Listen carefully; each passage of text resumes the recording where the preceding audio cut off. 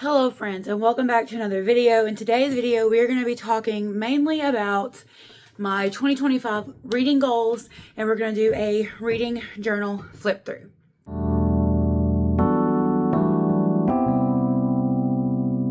If you hear something in the background, my cat is up on my little window. I've got some stuff set in the window and she's shaking it, so if you hear that, I'm sorry.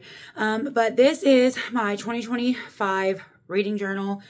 This is my favorite sticker ever. It says I work to support my reading addiction, which is so true. And then here is our opening page. Not big fan of it, but anyway.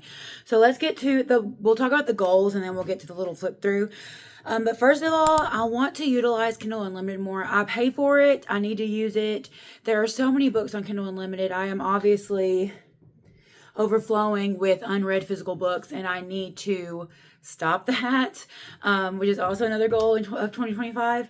But I have my Kindle. I have Kindle Unlimited, and I need to start reading books to make sure I actually like them before I purchase them. So that is why I want to utilize Kindle Unlimited more.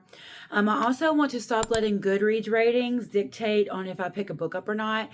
I saw one creator say that she does not have a Goodreads. I use Goodreads mainly for just tracking the books that I read.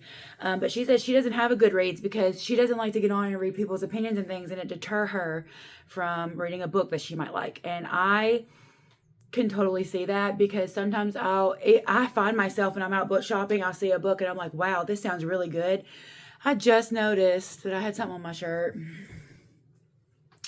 Let's just cover that up, shall we? And she said that I find myself getting on Goodreads and checking the Goodreads rating before I even buy the book.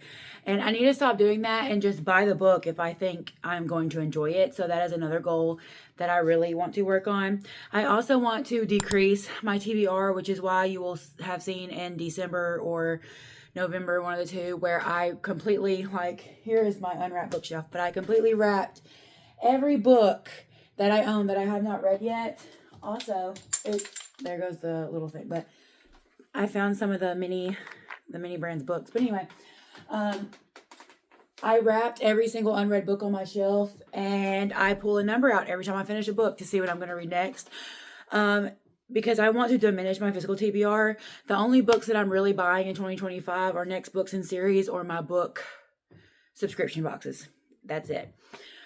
I want to try new genres. So I really want to dip my toe into nonfiction, like memoirs and things like that. I recently read Dinner for Vampires right here by Bethany Joy Lenz. Previously, Bethany Joy Gigliotti from One Tree Hill, which is my favorite show ever.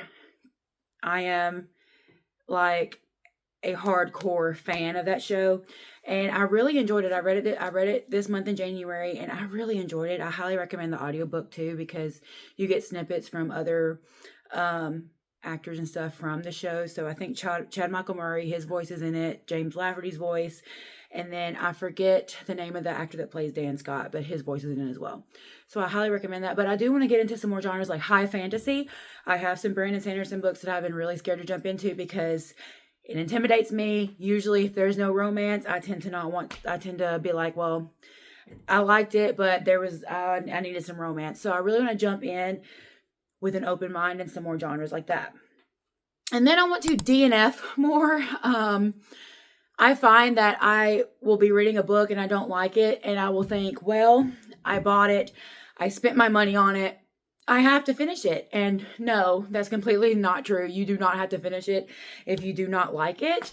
And so I find myself, I will be pushing to get through this book and then end up in a reading slump because I just made myself read a book that I didn't like. And so that is something that I want to stop doing, and I want to start DNFing more in 2025. So those are some of the goals that I have written down. I'm sure there's going to be more. I also want to read 200 books this year. I read 200 books last year, but I read 202 books in the year of 2024.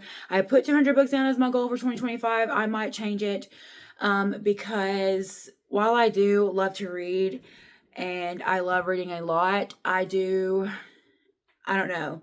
I kind of want to make myself not read as much, because, I mean, how can I explain this? I love to read. Reading is my hobby. I find myself reading when I'm bored. I find myself reading when I am out and about in public, just because I am very much socially awkward. My light keeps dying. I am very much socially awkward. I very much have social anxiety. So while I do want to read that many books, I also want to make it a goal for myself to kind of not read that many books, if I'm saying it right. But anyway, so let's do the long-awaited reading journal flip through. So I have my ratings. I have not finished filling them out because I really don't know what I want to describe it as. But 1 star is designated for DNFs. 2 star means I suffered through it, but I wouldn't recommend it. 3 star is mid. I enjoyed it. I would recommend it. But I'm probably never going to read it again. Usually 5 star is like amazing. And then of course you have your 6 star God tier books. And then 4 star is like, I loved it. Not quite 5 star, but I really, really did enjoy it. And then some of these pages in here I'm not really happy with, but we're going to do. We have my A to Z reading challenge. I have already started filling some of this out with some books that I've read this month. And then we have these books will destruct in a year. If I don't read them, I'm still kind of figuring out what books I want to go on here. So far I have the 7-Year Slip, the True Love Experiment, and Empire the Vampire. And then we have a blank page, and then we have our books and audio. These are all of the books that I listen to on audio, strictly on audio. I may have the physical copy, but I didn't follow along with them. I just strictly listened to them. And then we have our new releases. So I've already filled out for half the year, but these are all the new releases that I am looking forward to reading this year. And I'm just going to keep up with them as I see them.